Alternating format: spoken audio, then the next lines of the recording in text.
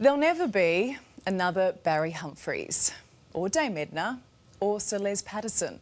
The world's lost them all. But those wonderful characters will always live on.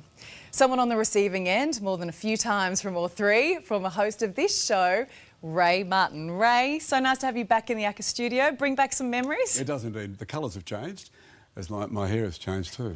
But nothing else. It's very different now. So over the years, in this role for 60 Minutes in the midday show, you interviewed Barry Humphries more than a dozen times, nearly always in character as Dame Edna. Who was in control? I certainly wasn't. It was very funny. You could see, like Robin Williams, only worse, I think, with Barry Humphries, is that you didn't quite know when he'd finished an answer.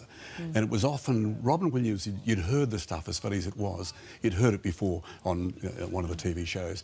But Dame Edna would be very different. Dame Edna would simply go off on a tangent. And I used to wait to make sure she had something else to say, the spark in the eye.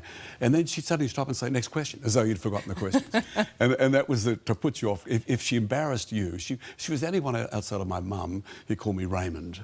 She used to call me Raymond all the time. It was like being admonished, you're in trouble. being dressed down every time. But that was all part of the style. And she kept you on your toes. She did indeed. And I'm so pleased now that internationally she's getting the sort of credit that she deserved. I think she was probably the greatest living Australian until Saturday night, probably since Bradman.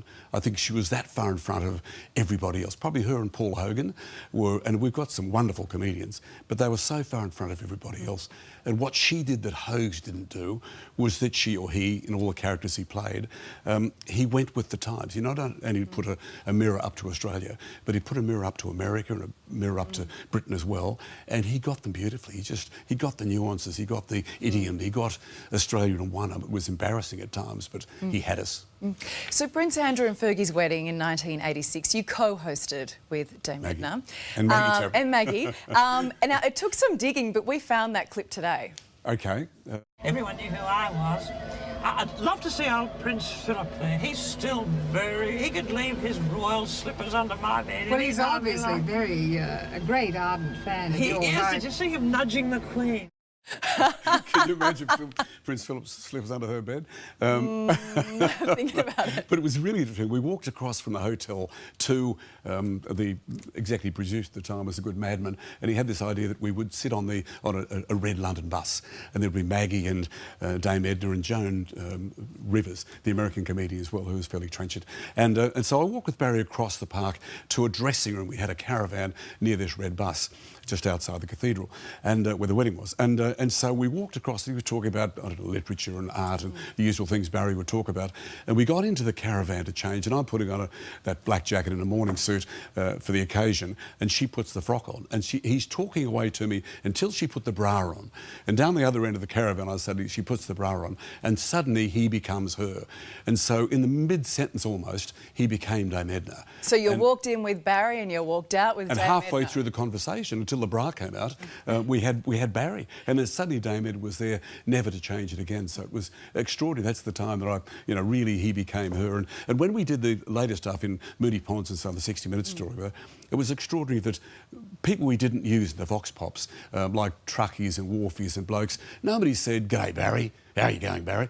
Everyone said Dame Edna. The kid, the girl with the tongue ring or the mouth and nose ring, etc. They all treated her like someone's grandmother with respect, and we all bought this Dame Edna image. It was just amazing.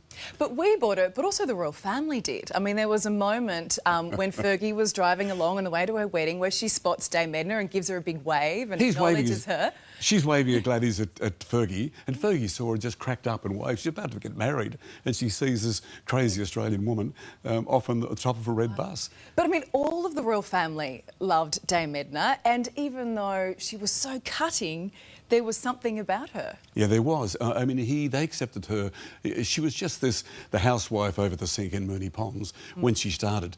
But as I said earlier, the genius of what he did was to go with us. And it was just that early stuff that we saw where he embarrassed us and embarrassed, I think, the Queen as well. But you'd see them laugh. You couldn't help but laugh. That was the worst thing, doing an interview with him as well, and with her, because it's hard to ask questions when you're cacking yourself, when you're actually laughing so heavily. See, I never had the pleasure. I just imagine you've got to strap yourself in and just it goes where it's going to go, right? And there were two fabulous interviews that you did. You did many over the years. There was that moment you just touched on where you took her back to Moonee Ponds for 60 minutes.